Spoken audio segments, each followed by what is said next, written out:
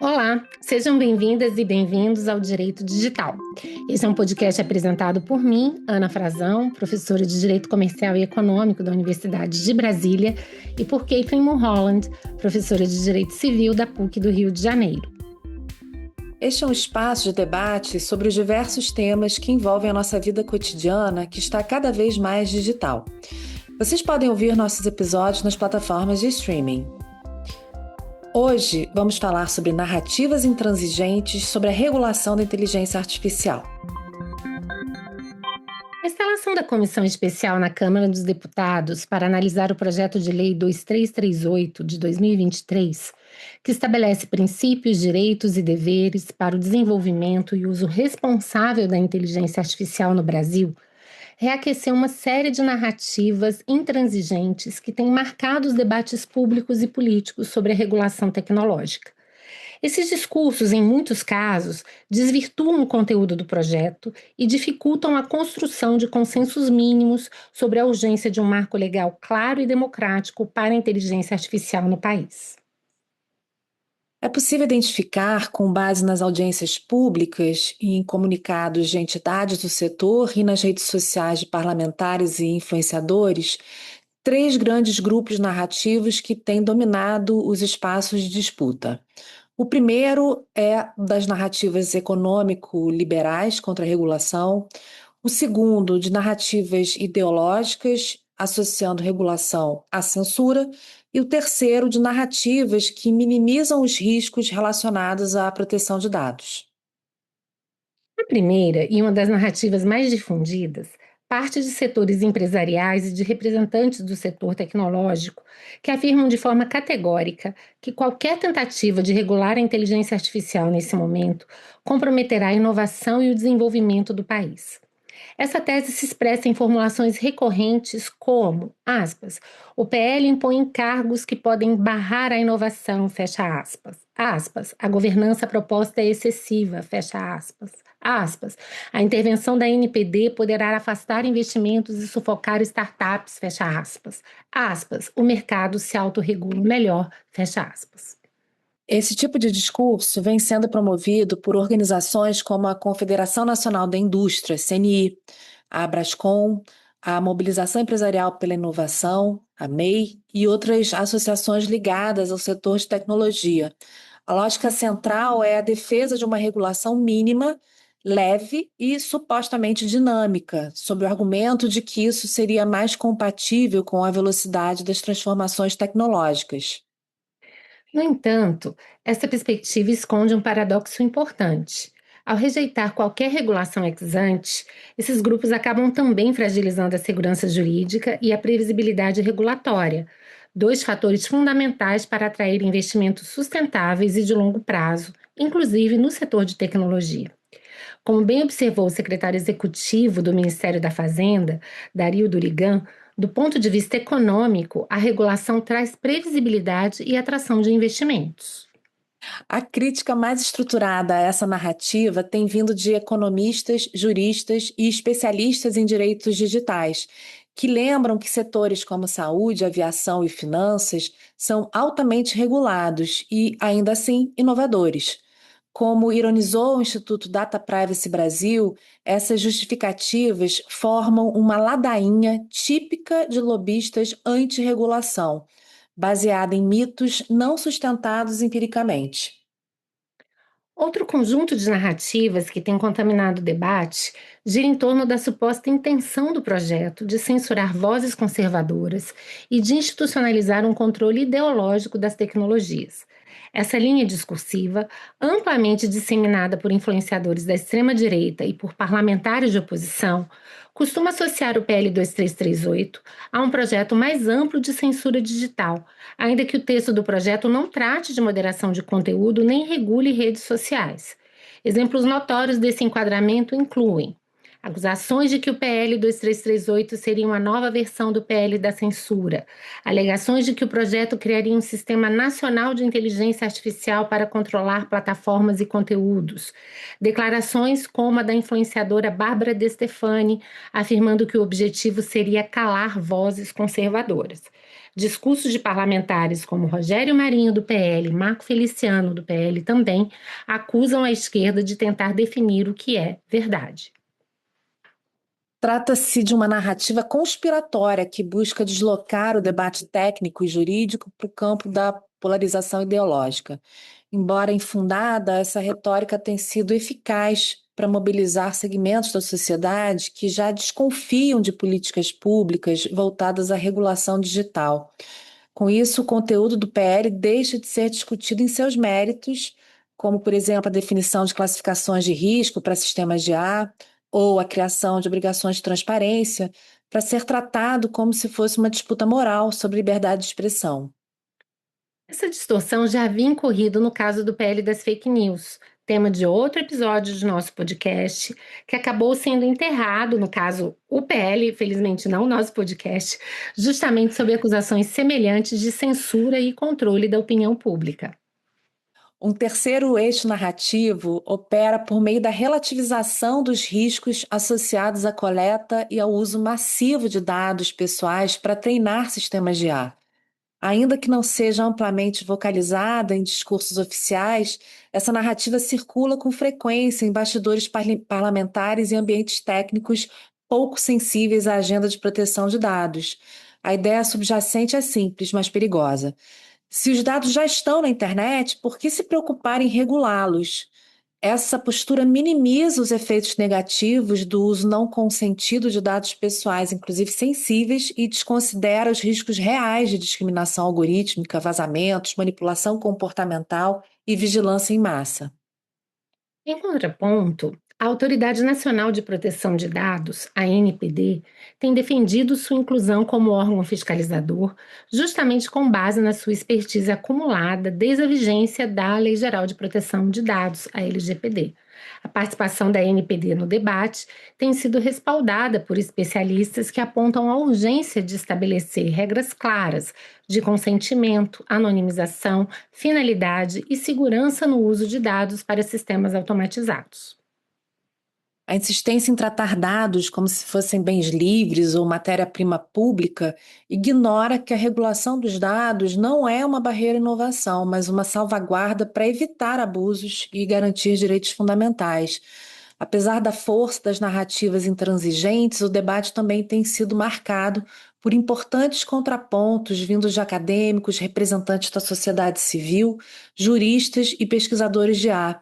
Essas vozes têm insistido em afirmar que regulação e inovação não são opostos, mas complementares.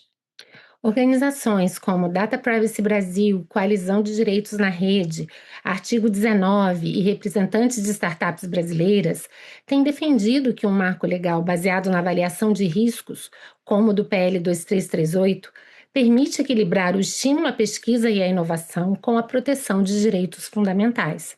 A uma primeira vista, o que se observa ao final é que o debate sobre o PL 2338 de 2023 não está sendo travado apenas no plano técnico, jurídico ou econômico, mas num campo simbólico altamente contaminado por disputas ideológicas, interesses corporativos e estratégias retóricas voltadas à desinformação. A crítica legítima a pontos específicos do projeto é não apenas bem-vinda, como necessária, é assim que se melhora uma proposta legislativa.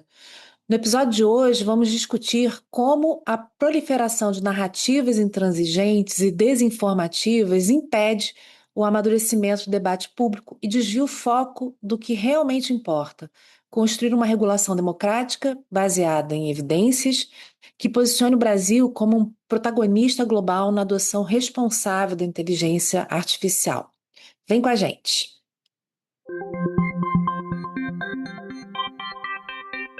Vamos lá então, Caitlin. Começando aí pelo ponto que é fundamental. A regulação da inteligência artificial realmente compromete a inovação tecnológica no Brasil?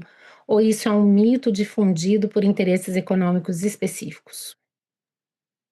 Eu acho que essa resposta eu vou começar com uma observação muito simples. E eu vou perguntar para você, Ana, qual é o setor no Brasil que é mais regulado e mais inova? Você sabe? Setor bancário financeiro. Uhum, Mega regulado. O sistema bancário e financeiro no Brasil é altamente regulado por inúmeras instâncias, uhum, inúmeros órgãos reguladores. E, no entanto, a gente tem aí um exemplo maravilhoso de inovação tecnológica, que é o Pix. uhum. Então, só fazendo uma comparação que eu acho que é meio boba, né? Mas eu acho que é bastante simbólica, né? Se um dos aspectos mais relevantes para a economia do nosso país é justamente, né, a questão bancária, financeira, né?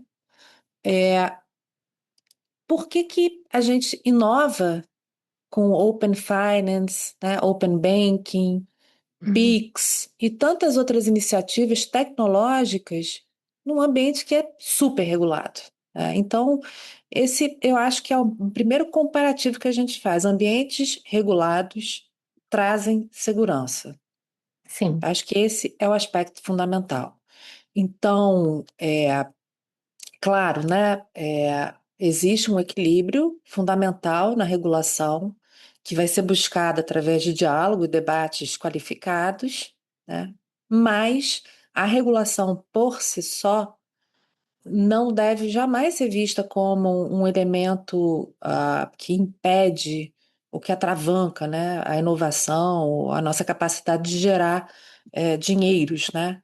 Muito Uhum. pelo contrário. Eu acho que isso, na verdade, faz com que a gente consiga até mesmo, né, trazer investimento para o país, né? Quando você tem um país que tem uma regulação ex ante, né, que você já sabe de antemão como um determinado segmento econômico, né, de desenvolvimento, ou tecnológico, né, é regulado, isso atrai investimentos já sabendo, né, dos riscos, já sabendo dos deveres, das obrigações que vão ter que ser cumpridas, já sabendo dos procedimentos da regulação propriamente. Uhum. Então, eu acho que é tão evidente, né? E aí, enfim, eu jogo essa pergunta para você. Você prefere, como investidor, né, ou como investidora, Ana, investir num mercado em que você já sabe as regras do jogo Uhum. e já existe um Estado de direito atrás, né, te dizendo como agir,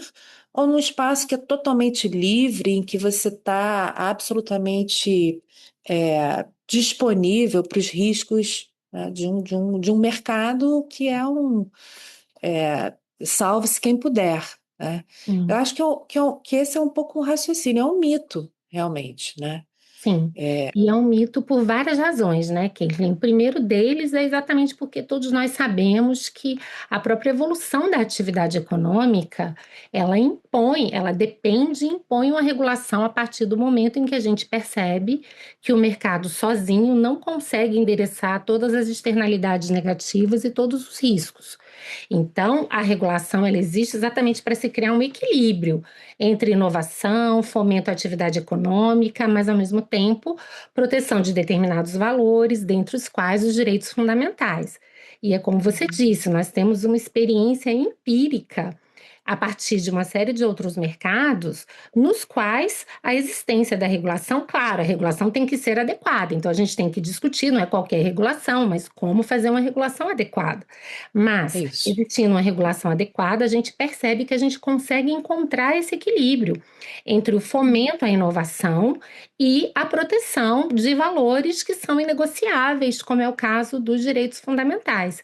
E me parece que Uhum, nessa equação ainda há alguns outros pontos fundamentais que a gente precisa levar em consideração. A primeira delas é a inteligência artificial, ainda mais quando ela se processa pela via da atividade econômica, não é que ela não esteja sujeita à regulação. O que a gente está discutindo aqui é se vamos ter uma regulação específica, que inclusive atenda a esses pressupostos de segurança e previsibilidade que você mencionou, ou se não teremos uma regulação específica, e aí cada juiz vai decidir, de acordo com a sua cabeça, como ele vai aplicar normas gerais sobre a atividade econômica, como Código de Defesa do Exato. Consumidor, Código Civil e tantas outras coisas. Então, a alternativa à existência de uma regulação da IA não é propriamente uma total desregulação. É a IA continuar sendo regulada por inúmeros instrumentos mais gerais e que não estão preparados muitas vezes para lidar com as peculiaridades da IA. E que, além de tudo, vão criar dificuldades interpretativas imensas para que juízes, nos casos concretos, tenham que decidir. Isso aqui é um alto risco, é um baixo risco, eu vou aplicar que regime de responsabilidade, se eu vou utilizar o Código de Defesa do Consumidor aqui, se eu estou falando de um contrato entre empresas, então não utilizo o Código de Defesa do Consumidor, utilizo outro instrumento normativo. Esse é um ponto muito importante que, ao meu ver, fica fora do debate. Em muitos Uhum, casos, né, as pessoas não conseguem entender que não regular especificamente é, de certa forma, possibilitar que as regulações já existentes se apliquem, de certa forma, uhum, com resultados que podem ser imprevisíveis, disfuncionais, equivocados e por aí vai. E ainda um uhum. outro ponto. A pergunta já parte da premissa de que a inovação é sempre boa, e a gente sabe que não. Não Uma necessariamente. inovação, não é? Que viole direitos fundamentais, que crie discriminações inadmissíveis, que gere inúmeras externalidades negativas. Na verdade, essa inovação não é boa. Então, nesse sentido, a regulação legitimamente tem por finalidade conter esse tipo de inovação. A regulação Uhum, da IA, de fato, ela quer fazer um filtro, ela quer estimular a inovação que seja considerada boa, compatível uhum, com a Constituição, com os valores democráticos, mas ao mesmo tempo conter aquela que é a inovação ruim. O que, aliás, uhum. acontece em todos os mercados, né? Ou seja, nossa Sim. experiência aí das últimas décadas e séculos. Ou seja, é Uhum, legítimo que tenhamos um filtro para estimular o que é bom e conter o que é ruim. uhum. Não, sem dúvida. E eu acho que tem uma questão que você mencionou que é que às vezes é esquecida, que é o fato de que a inexistência de uma legislação que trate da regulação de uma área específica não faz com que os problemas que advêm daquela área não sejam tratados pelo direito. Exatamente. Ou seja, se a gente, ainda que a gente não tenha, né, vamos supor que por um acaso esse projeto de lei não seja aprovado na Câmara dos Deputados ou seja aprovado de uma forma que praticamente leve a uma autorregulação dos agentes de ar, né? É, isso não vai impedir a existência de um eventual problema, como você colocou, de uma discriminação algorítmica. Uhum, Acontece uma discriminação algorítmica. A pessoa sofre, por exemplo, um dano decorrente da negativa, de acesso a um determinado direito, enfim, garantido por uma política pública, negado indevidamente. Essa pessoa vai ficar olhando para o horizonte ou ela vai tomar alguma medida para garantir o direito? Claro que vai tomar, uhum, é evidente que vai tomar, e vai utilizar, como você bem colocou, bem ponderou, vai utilizar as normas já existentes, né? Que regulam, não necessariamente de forma, que não regulam, na verdade, de forma completa essa área da economia, né? Então, é, isso é uma falácia, você dizer que o mercado se autorregula, porém, essa autorregulação não impede a existência de violações. E quem vai tratar dessas violações? Se a gente não tem uma área específica que entende, né, do riscado da IA, vão uhum, ser as outras autoridades reguladoras, né? Invariavelmente, a gente vai cair no CAD, no Senacom, em outras agências que, obviamente, têm capacidade de lidar com a regulação das suas áreas, né? uhum, Concorrência, exato. consumo, proteção de dados, mas nas questões regulatórias específicas sobre IA, principalmente aquelas que se referem a riscos, avaliação de risco, a gente vai ficar a ver navios. Né? E Então, e são por falar? E só um Diga. pequeno detalhe, né? O projeto procura, inclusive, fazer essa segmentação. O que é alto risco, que vai exigir cuidados diferenciados, e o que não é. Isso é uma segurança para o agente desenvolvedor ou que está disponibilizando esses serviços para o mercado. Ele sabe claramente qual é o regime aplicável, ele tem uma margem de segurança, inclusive para saber, olha, essa minha atividade não é considerada de alto risco. E, consequentemente, eu não preciso aqui tomar uma série de preocupações ou cuidados que eu precisaria se ela fosse no alto risco.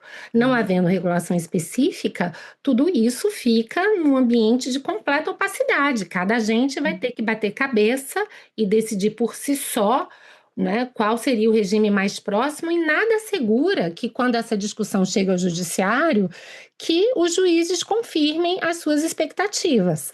Uhum. Não, e isso é importante, né, Ana, porque a gente tem, né, dentro desse debate, do debate legislativo, eu não sei se isso, enfim, as leis atuais, acho que a gente pode até falar do CDC também, do Código de Defesa do Consumidor, nesse sentido, né? A legislação, ela pretende, e o projeto de lei 2338 pretende trazer uma segurança no sentido de informar para a gente que desenvolve a IA os deveres que eles devem cumprir Exatamente. para atender uma Uhum, expectativa, né, da uhum, sociedade em relação aos riscos, né, não só aos riscos, mas outras, atendimento de políticas públicas, enfim. É, então, obviamente, é preferível, para mim é tão óbvio, né, que assim, às vezes é até difícil de entender essa intransigência, né? É óbvio que eu gostaria que alguém me dissesse, alguém no sentido, né, do Estado brasileiro, por exemplo, me dissesse, olha, para você atuar nessa determinada atividade, você tem que seguir esse checklist aqui, né? uhum, Você tem que cumprir esses determinados requisitos. Se cumpriu, pô, você está ótimo. Então siga em frente, seja feliz, né? E aí a gente tem uma qualidade, eu acho que desse projeto, que é o fato dele prever, né, um posicionamento bastante precaucional, uhum, preventivo, uhum, proativo, né, dos agentes, né, jogando um pouco também para o mercado essa capacidade de antever situações, né, que uhum, podem trazer algum tipo de desvalor para a atividade econômica, né? uhum, Então, eu só vejo vantagens. Eu realmente, me colocando, né, diante desses discursos intransigentes, dessas narrativas, eu fico realmente imaginando se o sentido que isso faz diante de tantas provas, né, que a gente tem uhum. do funcionamento do mercado regulado de forma equilibrada, mais uma vez, né? É por Enfim, isso que elas então. são intransigentes, né? Porque elas acabam, né, estressando um determinado argumento muito além do que ele poderia servir, sem considerar inúmeros outros argumentos contrários. E para mim esse é um argumento irrespondível, de falar, olha, agente econômico, se você está indo contra a regulação da IA, você está ciente de que ela será regulada, né, por uma série de Sim. dispositivos legais totalmente genéricos, por assim dizer, que não levam em consideração Desatualizados. as suas especialidades, né, especificidades e tal. Então, assim, vai ser pior para você. Talvez elas estejam confiando numa espécie de uma certa leniência do judiciário, a demora dos processos judiciais no Brasil, ou Pode seja, ser. né, dizer, talvez esse aparato já existente não consiga ser implementado de maneira adequada. Mas Mas ainda você acha, não afasta o risco da atividade, né? você não acha que isso entra naquela. Eu não sei se eu não acredito muito nesse termo, né? Mas é na tal da história do custo Brasil, né? Ou seja, você não tendo uma regulação específica sobre uma determinada área é, de interesse, né, econômico, Isso. desenvolvimento do país, né? Isso traz um custo, justamente porque Mesmo. você, como, né, ator econômico, você não consegue antever quais são os possíveis riscos. Claro, né? Você acabou de falar, né, da demora, da leniência, da demora do judiciário em decidir. Tudo isso faz parte do tal do custo Brasil também. É. Então, mais uma vez, né, é mais um argumento, né? Você investe num lugar em que você já sabe de antemão os riscos que você corre com eventuais decisões judiciais ou aplicação de legislação não específica da área, né? Isso, para mim, é. Ou seja, já vou passar para uma segunda pergunta, né, que é a seguinte: dentro desses argumentos todos, né, que são utilizados nessas narrativas, o dois, né, de ordem econômica é justamente o fato de que se sustenta que essa autorregulação do mercado seria suficiente no contexto, Uhum. né? E aí eu te pergunto, né, qual é o risco que a gente teria, né, se a gente considerasse, então tudo bem, vamos como sociedade extinguir qualquer possibilidade de regular por meio de um projeto de lei essa atividade. Jogamos para a autorregulação do mercado. Ou seja, a gente joga para os próprios Uhum. desenvolvedores dos sistemas, os agentes de IA, essa obrigação da regulação. Isso seria suficiente para você nesse contexto? Quais seriam os riscos, né, nesse caso? Eu já adianto que não, né? E aí, em primeiro lugar, eu acho também muito importante, assim, eu entendo, eu sei que isso é uma discussão, mas eu entendo a autorregulação como uma autorregulação coletiva, não como cada agente fazer o que bem entende. Isso aí é uma Sim, regulação individual e que na prática é o que a gente está vendo, né? Mas vamos sim, imaginar que houvesse uma entidade, uma associação que eventualmente pudesse aqui chegar a determinadas práticas. Isso não é simples, isso não é tão tranquilo. Isso envolve até dimensões concorrenciais, porque às vezes você sim. coordenar agentes econômicos, né? Sem o beneplácito do Estado, também não é algo simples, pode exigir cuidados adicionais. E, basicamente, independentemente de todas essas questões, o que a gente percebe é que hoje o mercado não tem incentivos para tomar esses cuidados. A gente está aqui utilizando, por exemplo, inteligência artificial generativa, todo dia a gente tem uma reportagem com uma bomba nova. Ah, Sim. determinado sistema foi treinado com um componente geopolítico pró-Estados Unidos e contra a China. Esse aqui está divulgando conversa privada. Né? Você Uhum. está eventualmente utilizando a inteligência artificial como seu terapeuta, mas isso pode ser uma autoincriminação, porque ela não necessariamente guardará sigilo. Então, quer dizer, a cada dia que a gente se aprofunda nas diversas utilizações de inteligência artificial, mais a gente vai se deparando com riscos que muitas vezes não eram nem pensados, riscos que estão muito distantes da própria capacidade que o usuário tem de processar isso. E isso também é muito importante. A regulação no contexto de tecnologia, ela vem também para suprir inúmeras falhas de racionalidade do usuário.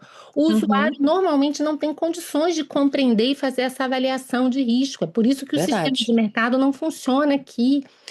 Há muita assimetria informacional, quando Uhum. não, uma total ausência de informações até para que ele possa tomar essas decisões.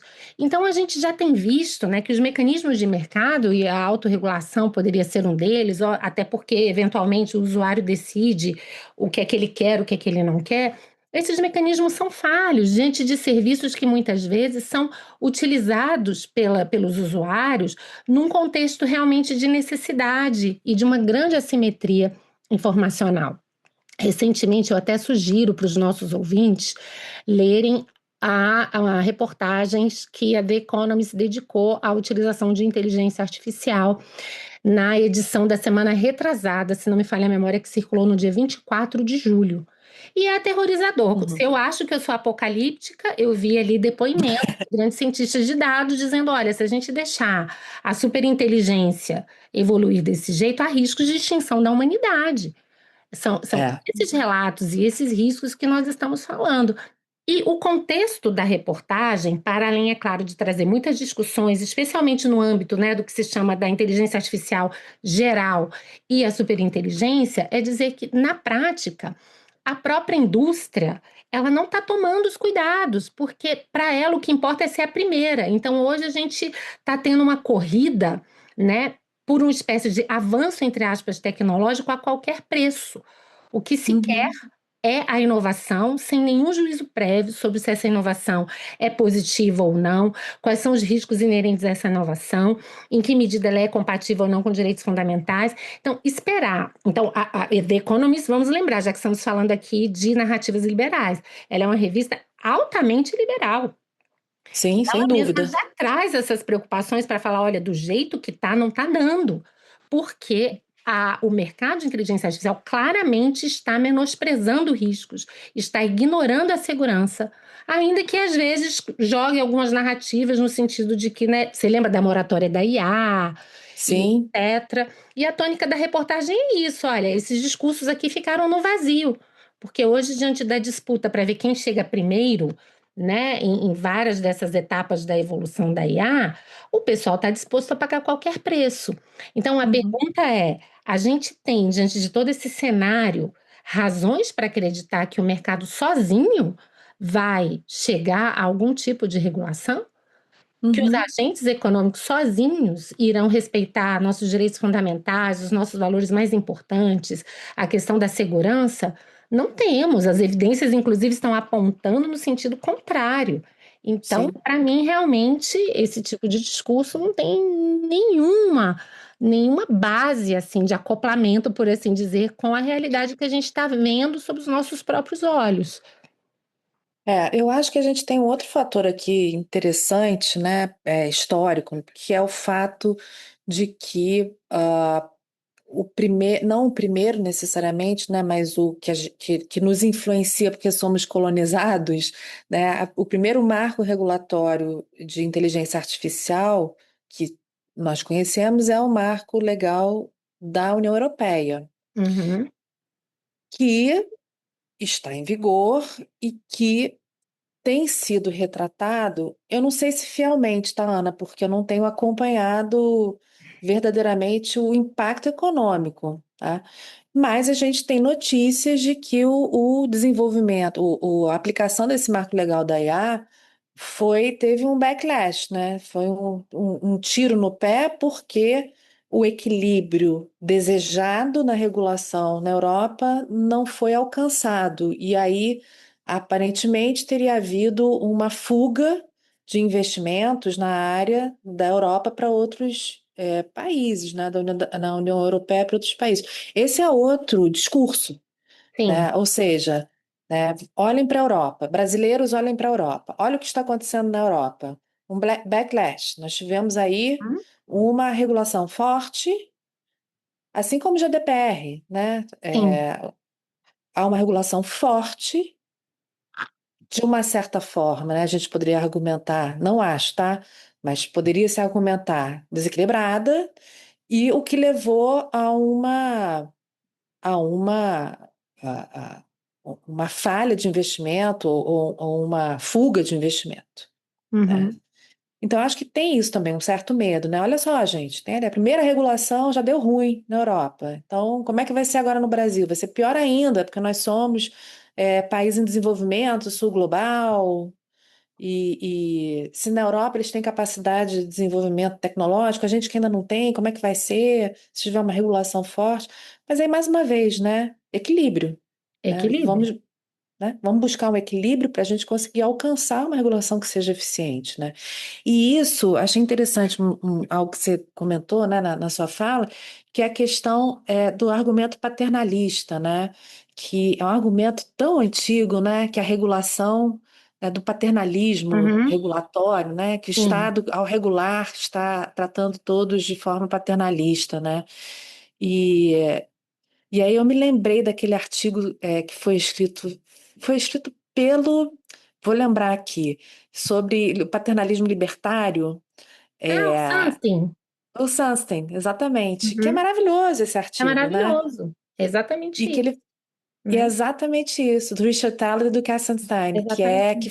que tratam que é o paternalismo libertário não é um oxímoro, é Uhum. esse, né? E que trata justamente isso, da falácia, né? Que é você dizer que o paternalismo é ruim, né? E que, enfim, que existe essa visão, né, de um paternalismo libertário. Pois Mas só porque me veio aqui a cabeça, esse papo é para você falar do direito econômico Mas depois. esse é um papo muito Pós do direito interessante para digital. mostrar, olha, quem são esses cidadãos, né? Porque a economia idealiza os mercados. Ela parte É da isso. premissa que estamos falando de agentes racionais com plena informação em um mercado competitivo e no qual, além de tudo, não há custos de transação entre se eu estou com um agente eu quero mudar para o outro, chamado switching costs. Sendo que o mundo real, nenhuma dessas premissas acontece, especialmente Sim, nesse serviço de alta tecnologia, né, Kate? Os sim. agentes não são racionais, eles têm inúmeras limitações de racionalidade, eles não têm informação, às vezes eles ainda são manipulados, eles não têm muitas vezes opções ou têm dificuldade de migrar de um agente para o outro. Então, assim, aqui não é paternalismo, não, aqui na verdade é a gente possibilitar que o cidadão exerça minimamente a sua cidadania. É Uhum. quase que dizer, olha, se a gente deixar os mecanismos de mercado aqui soltos, na verdade, você não tem uma escolha informada, você não tem propriamente consenso. Você tem uma submissão completa do usuário às regras e às políticas desses grandes agentes, né? Uhum.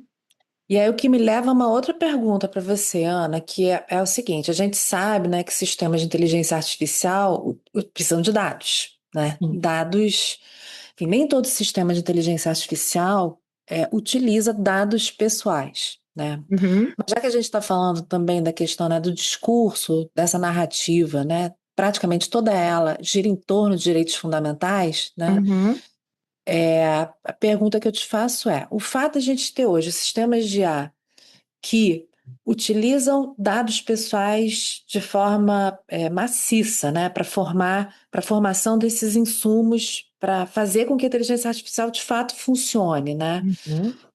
Isso você acha que o fato, que esse argumento, né, de que os dados já estão na internet, que a gente mencionou no começo da nossa fala, né? Os dados já estão na internet, já estão aí para serem explorados, né? Uhum. Bem de consumo livre. Enfim, você acha que esse argumento, ele é um argumento que está banalizado, sem dúvida Sem nenhuma, dúvida nenhuma. mas ele é um argumento que a gente combate como? Né? Ou melhor dizendo, a regulação que a gente já tem de dados pessoais é suficiente para fazer frente a essa concepção, né, de que a inteligência artificial está simplesmente pegando o que já está aí, né? Eu acho que esse é um ponto sensível. Eu já adianto que a nossa legislação é suficiente para impedir isso, ainda que não esteja sendo compreendida ou aplicada por muitos dos agentes Uhum. que desenvolvem esses sistemas. Vamos lembrar que a nossa legislação protege também o chamado dado pessoal público ou tornado público pelo titular. Não é Sim. casa da mãe Joana, não. E outra coisa, vamos lembrar também que muitas das situações de dados públicos dados que estão na internet estão em razão do quê? De ilicitudes que aconteceram. Então a gente tem, na Vazamentos, verdade, incidentes de não é? segurança. Exatamente. Então, aqui eu acho que a gente tem que separar um pouco a discussão. Se são dados públicos ou tornados públicos pelo titular, vamos aplicar a LGPD. Eles não podem ser utilizados de qualquer maneira. Eles precisarão seguir a uma série de requisitos legais para que essa utilização seja lícita, e isso já é lei vigente no Brasil. Por outro lado, Uhum. em outros casos, se eu tenho um vazamento de dados, algo que não poderia ter sido disponibilizado e foi. Dizer que por conta disso, qualquer sistema de inteligência artificial pode se apropriar desse dado para utilizar no seu treinamento de máquina é piorar a minha lesão. Ou seja, eu já estou no pior dos mundos, né? O meu dado pessoal já foi indevidamente disponibilizado e, além de tudo, agora ele vai ser utilizado para outras finalidades que podem trazer, inclusive, maiores prejuízos para mim mesmo. Então, Uhum. esse raciocínio, ele não funciona, porque o dado, ele não pode ser pensado por uma perspectiva estática, né? Que então a gente precisa entender, as Uhum. pessoas precisam entender. O dado, sob vários aspectos, ele é um insumo. O problema, então, é o que é feito com o dado, né? Exato. E o dado não é um insumo propriamente neutro. Dependendo da Uhum. utilização, é aquilo que a gente falou, a diferença de saber se um dado pessoal vai ser o novo petróleo ou o novo plutônio, é Uhum. exatamente saber qual é a utilização dele. Então, esse argumento, eu acho esse um argumento assim meio que surreal, porque ele parece reabrir uma discussão que já estava meio que Você- superada, decidida com a LGPD, Decidida. Pois né? é, É de dizer, pois é. olha, a gente já foi longe demais, a LGPD, inclusive, está aí para a gente tentar reverter uma série de utilizações ilícitas de dados. Aí vem, não, mas é como se dissesse assim: treinamento de máquina é uma atividade tão nobre que justifica até mesmo a utilização de dados fora das hipóteses de tratamento da LGPD? Não, não pode ser. É simples Uhum. assim, né? É. Não, e você falou agora do treinamento, é isso, né? O treinamento do sistema de IA, ele não prescinde de uma base legal. Treinamento de sistema se está utilizando, né, dados pessoais, ingressa dentro do conceito de tratamento de dados pessoais e, portanto, né, traz para si, né, a aplicação da LGPD, porque é tratamento de dados Exatamente. pessoais, e, portanto, traz toda uma a normativa que está por trás daquilo. Então, acho que principal argumento, né, contra essa narrativa é o fato de que tem que ter uma finalidade. É isso. O Todos os tratamento tem que ter princípios do artigo 6º, né? Finalidade, todos. razoabilidade, proporcionalidade, tantos outros, É, qualquer que seja a base de dados. E, aliás, vem a pergunta: qual seria a base de dados aí? é isso. Era A base exatamente legal, aí que né? A eu base legal, era aliás, do tratamento. exatamente aí que eu queria chegar. É, Se for legítimo por interesse do quê? controlador, além de É todas isso. as exigências procedimentais, em princípio, a gente não aplicaria isso para o dado pessoal sensível, Ana, era exatamente aí né? que eu queria chegar. Por quê? Eu participei recentemente de um evento no CPDP Latam, que foi promovido pela FGV, e eu participei de um painel em que a gente discutiu isso, inteligência artificial e dados pessoais. Qual a base legal quando a gente Uhum, está diante de treinamento, né? uhum. Porque o problema é que o treinamento do sistema da IA ele não discrimina o que que é dado pessoal e o que que é dado pessoal sensível. É Já é o primeiro um, problema, né? Vamos combinar. Pela LGPD, isso já é um problemaço. já é um problemaço. A gente fala que é o arrastão da pesca, né? O treinamento.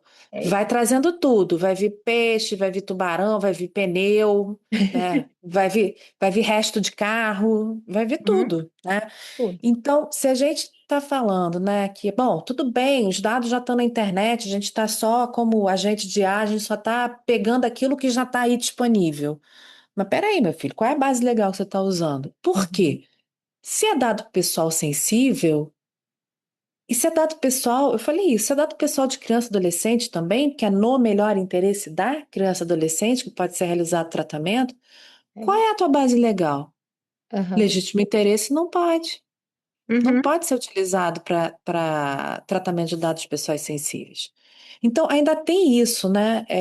A gente ainda tem que pensar nisso. Está na internet? Está na internet. Por quê? Incidente de segurança atribuível a alguém, né, que permitiu que isso acontecesse. Essa disponibilidade para o uso de sistemas, principalmente por treinamento, implica necessariamente na aplicação da lei geral dos princípios e das regras específicas, né, relacionadas à base legal. Então, Exatamente. assim, E voltamos ao ponto, né? Os dados públicos ou tornados públicos pelo titular também estão sujeitos não propriamente a bases legais, mas a uma série de requisitos que, inclusive, reforçam a descrição, a finalidade que você mencionou. E, além de tudo, precisam estar submetidos a todos os princípios do artigo 6º, é que isso se que eu ia aplicam a falar. qualquer tratamento de dados, independentemente da base legal. A principiologia está aí. Eu acho que às vezes a gente esquece. A gente não, né? Eu e você a gente sempre lembra, mas assim, a gente tem que lembrar sempre as pessoas que princípio é norma, né? Eu acho, Caitlin, mas eu tenho uma preocupação maior. Às vezes eu fico pensando se, digamos assim, a ressurreição, né, dessas Uhum. discussões que pareciam já superadas e que voltam agora no contexto da IA, não é um forte indicativo de que a LGPD não pegou ou não está sendo cumprida como ela deveria. E obviamente que né, a gente percebe que por uma série de circunstâncias, os agentes econômicos hoje, de forma geral, até onde eu tenho visto, eles não estão dedicando realmente esforços e recursos para a implementação da LGPD. Acho que a Uhum. NPD talvez ainda não tenha mostrado todos os seus dentes, mas fato é que não se criou uma cultura realmente de proteção de dados no Brasil. Eu não consigo nem falar da NPD, Ana, porque eu fico com tanta peninha, porque eles têm uma restrição orçamentária tão Imensa, né? louca, Pois é, tão coitada, imensa. Assim, eu acho que a NPD é um órgão que é super competente, com pessoas mega competentes também, mas sem é dúvida. limitado, é É isso.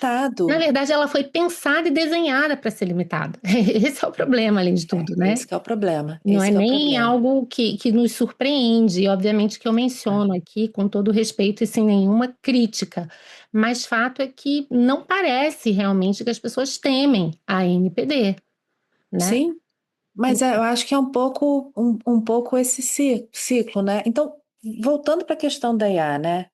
Ainda tem isso, né, Ana? Olha a situação. A gente puxou a NPD como órgão de regulação. O projeto de lei 2338 coloca a Autoridade Nacional de Proteção de Dados como, pensa, na verdade, né, como uma regulação multissetorial. Então, a regulação da IA, ela seria disponibilizada setor a setor. Então, a ANS ficaria responsável por questões de IA e saúde, o CAD, questões de concorrência, Sanacom, consumo, mas existiria um sistema de regulação Uhum, que ficaria centralizado por esse órgão que seria responsável sim, por fazer o gerenciamento. Que órgão é esse, Ana? pois é. A NPD. É, Em tese, hoje, é, quer dizer, não é que é, né? Em tese seria pensado dessa é, forma. Então, a gente é tem delicado, né?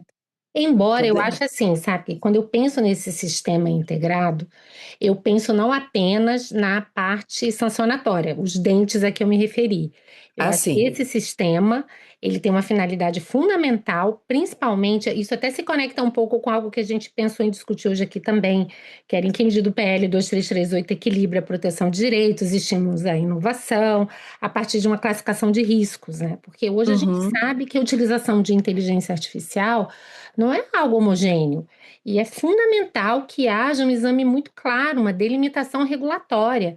O que é o risco uhum, vedado, excessivo, o que é o alto risco e categorias residuais, né? Você pode até dividir risco médio, risco baixo, mas fato é que não sendo risco excessivo e risco alto, a gente vai ter aqui alternativas regulatórias mais tranquilas. Então, eu uhum, acho que o só fato da gente ter um esforço desse sistema, no sentido de dar esses parâmetros para que os próprios agentes econômicos entendam a que regime uhum, regulatório eles estão sujeitos, qual é o regime de responsabilidade civil, porque vai sim, depender também, né, dessa classificação de riscos. Isso já é uma grande coisa. Agora, dito isso, persistem todas as preocupações, né? Porque se a NPD não está tendo condições técnicas e operacionais de mostrar os dentes numa atividade menor, extremamente complexa, não estou querendo menosprezar. sim, A sim, partir do momento que você acumula competências, né, você torna isso muito mais delicado, né? sim. Há de se pensar estrategicamente se a intenção é esvaziar mesmo, né, a finalidade ou a capacidade de regulação. É.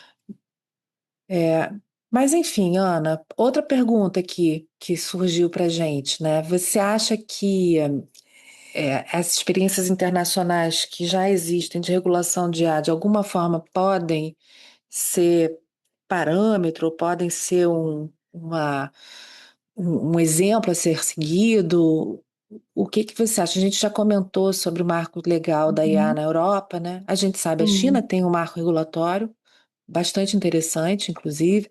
Os Uhum. Estados Unidos tinham, né, uma ordem executiva que foi da Presidência da República, que foi imediatamente retirada pelo presidente Trump. Mas a gente está tendo aí algumas experiências internacionais com regulação que não são necessariamente legislativas, né? Uma regulação um pouco mais aberta, vamos dizer Uhum. assim. pensada através de documentos internacionais, OCDE, a Unesco. É, essas experiências, de alguma forma, ajudam a gente a pensar num equilíbrio regulatório? O que que você acha? Acho que sim, Caitlin, e não é sem razão que eu nunca vi problemas, isso sempre foi assumido pela comissão que elaborou o projeto que acabou resultando no PL 2338, de que havia uma claríssima inspiração no AI Act europeu.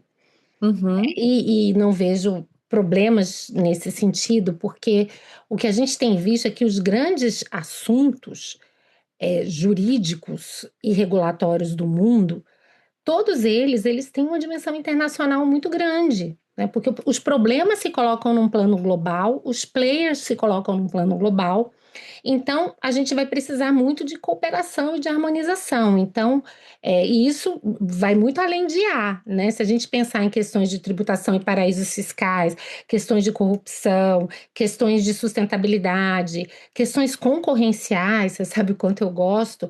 Na prática, o sim, que a gente está vendo é isso, né? Não adianta eu ter uma legislação doméstica absolutamente estanque que não dialogue com o que o mundo está fazendo, e pelo contrário, quando a gente percebe um problema realmente grave de dimensão global, ou essas legislações conversam entre si, e são minimamente harmônicas, ou o problema não é resolvido, ou não é resolvido uhum, satisfatoriamente.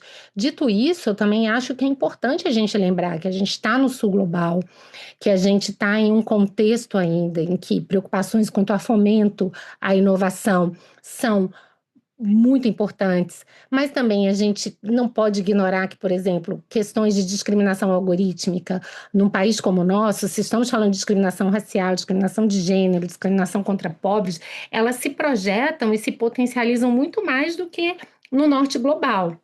Então, acho que o grande sim, desafio é esse, né? Tentar aprender com a experiência internacional, porque esses temas eles têm realmente um alcance que transcende os interesses nacionais, mas também não simplesmente adaptar esses modelos sem uma maior atenção com as peculiaridades do nosso uhum, país, que são muitas, né? Então, a uhum. gente já teve a oportunidade de discutir discriminação algorítmica, por exemplo. Ela tem um tratamento num país como o nosso que é muito diferente do tratamento que ela poderia ter em outros países, né? Sim, sem dúvida. E eu acho, acredito que na realidade a gente está. Eu ia falar, né, de um projeto de lei jabuticaba, né, a brasileira, mas a verdade é essa mesmo, né? A gente tem uma questão geopolítica importante, econômica geopolítica importante. A gente tem um posicionamento como país, né, frente às grandes potências econômicas, que é relevante, Sim, mas eu fiquei, portanto, eu acho que qualquer tipo de experiência legislativa que seja transnacional, globalizada, um tratado, né, já chegou a se cogitar um tratado internacional, qualquer tipo de documentação nesse sentido fugiria muito aos interesses da economia, soberana de um país, né? com certeza. Então, esses impactos a gente tem que considerar também, sem dúvida nenhuma. É, e eu fico imaginando, né, essas questões que você mencionou, né, de discriminação algorítmica e tal, isso é uma preocupação que a gente tem, porque isso impacta diretamente a grande maioria da nossa população, né? A grande maioria da nossa população. Exatamente, muitas vezes as mais vulneráveis, as que têm mais restrições de acesso à justiça, as que menos, na verdade, têm condições de se opor a violações a seus direitos. É isso, Realmente é um ponto, assim, muito preocupante, né? é isso. Não, Kate, se a gente pudesse fazer aqui uma síntese, né? A gente começou o episódio falando de três narrativas. Uma delas, que é uma narrativa mais liberal, que vê a regulação Uhum, como inimiga dos mercados. Na verdade, é o que a gente viu, a regulação é o que possibilita o funcionamento eficiente dos mercados. Resolve as uhum, falhas de mercado, resolve o problema das externalidades negativas e, na verdade, procura encontrar equilíbrios que não seriam encontrados apenas com a ação individual desses agentes. A gente viu que, do ponto de vista ideológico, associar uma regulação de inteligência artificial à censura, a uma faz o menor abordagem sentido. pró-esquerda é algo que não faz assim o menor sentido. Assim como, Delírio. não é? É um delírio. Assim como também não faz muito sentido a gente simplesmente ignorar os riscos que já estão aí, riscos mapeados de inteligência artificial. Então, acho que é por Uhum. isso que esse episódio foi chamado, ao meu ver, acertadamente, de narrativas intransigentes, né? Porque Sim. mostram que realmente elas procuram levar o debate para um plano ideológico e, na verdade, elas procuram distrair a opinião pública, porque enquanto a gente Exatamente. está perdido em se defender dessas narrativas, as discussões mais sérias, né? Como regular, como é que a gente vai fazer uma classificação de risco, como é que a gente vai encontrar esse ponto de equilíbrio entre inovação e proteção de direitos fundamentais, ou seja, a gente gasta um tempo e energia enorme com essas narrativas e muitas vezes não se dedica àquilo que realmente importa, né? É aqui é que eu acho que entra a nossa posição de não sermos ingênuos, né? Todo o processo Isso. legislativo é um processo legislativo que implica uma tentativa de coexistência de forças políticas que são não Ah, necessariamente antagônicas, né? Mas que são forças políticas que vão estar num campo de batalha ali que é ideológico, não tem a menor dúvida, que também é ideológico, mas vão estar naquele campo de batalha que, enfim, precisa chegar uhum. a um consenso. Então, a gente não pode ser ingênuo de pensar que um processo legislativo não receba, ou não venha a receber, né, qualquer tipo de influência econômica Exato. dos grandes atores econômicos, dos grandes agentes econômicos. Então, se a gente, não querendo acusar ninguém, não estou acusando ninguém, mas sem dúvida nenhuma, como qualquer processo legislativo sofre influência do poder econômico, este, que tem um interesse Né? estratégico importante no Brasil, também sofre, e essa influência é do grande capital, É isso. daqueles que estão desenvolvendo IA. Então, É, essas narrativas intransigentes é exatamente o que você falou. É para a gente tirar o foco, né? Vamos tirar o foco, né, do é que é para realmente guardadas as importante. devidas proporções, é aquela estratégia da indústria da dúvida. Né? O seu objetivo é, ainda que sem evidências, você fica ali minando para no mínimo colocar a dúvida. E eu acho que não deveria haver dúvida sobre a necessidade de regular a IA. A gente pode até ter dúvida do como, a gente pode ter dúvida do modelo regulatório, mas diante de tudo que está aqui, me parece que essa discussão já teria que estar superada. E o que a gente percebe é que essas narrativas, elas têm por objetivo nunca deixar que essa discussão possa evoluir para as bases mais sérias, que aí sim deveriam orientar o processo legislativo. E nesse meio tempo, no vácuo legislativo, enquanto a gente perde tempo discutindo coisas totalmente sem sentido, a gente vai ter aí um mercado não regulado e direitos fundamentais sendo violados. Exatamente.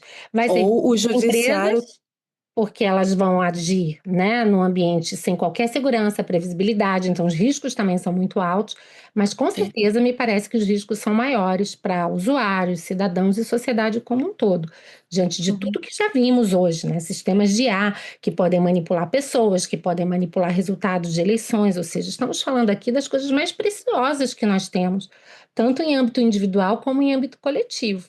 uhum. E sem ser aqui também catastrofista e sem ser pitonisa aqui, mas vamos pensar numa coisa interessante, porque eu tenho, assim, às vezes, umas questões conspiratórias, tá? Então vocês vão me perdoar. Mas ano que vem é ano eleitoral, né, Ana? Sim, você já imaginou? Já O que imaginou? já aconteceu, diga-se de passagem, né? No Sim, passado. E lembrando que agora a gente está numa fase de deepfakes, ou seja, é, sim. técnicas extremamente sofisticadas de manipulação. É realmente muito complicado. E eu acho, Caitlin, que assim, eu não resisto a, no finzinho desse episódio, mais uma vez, dá como dica de leitura para os nossos ouvintes o livro Power and Progress, Poder e Progresso, do Acemoglu e do Johnson, recentes ganhadores, né, do Prêmio Do Nobel. Prêmio Eles Nobel. fazem um mapeamento, então é um trabalho histórico muito interessante sobre a evolução da tecnologia nos últimos 1000 anos. Então é um Sim. livro extremamente interessante porque ele tenta romper com a ideia de que inovação tecnológica é sinônimo de prosperidade por si só. Então, ele mostra Uhum, que em vários momentos, as inovações tecnológicas, mesmo quando eram boas, elas acabavam gerando benefícios para poucos e inúmeros danos para muitos. E que se uhum, hoje a gente chega na fase em que chegamos, podendo dizer, olha, o saldo foi positivo, a conclusão dos autores é que isso se deveu muito mais às lutas sociais, à regulação jurídica, a formas que foram sendo encontradas aí de minimizar danos e de distribuir melhor os resultados sociais dessas tecnologias, do que propriamente como um resultado espontâneo do mercado das tecnologias por si só. Então, me parece que esse é um livro que toca em argumentos muito importantes para a nossa discussão. Né? Dizer, uhum. olha, inovação não é necessariamente boa, ela não necessariamente leva ao progresso. E temos uma experiência histórica interessante para ser revisitada que leva para isso. Por que seria diferente com a inteligência artificial? Uhum, uhum.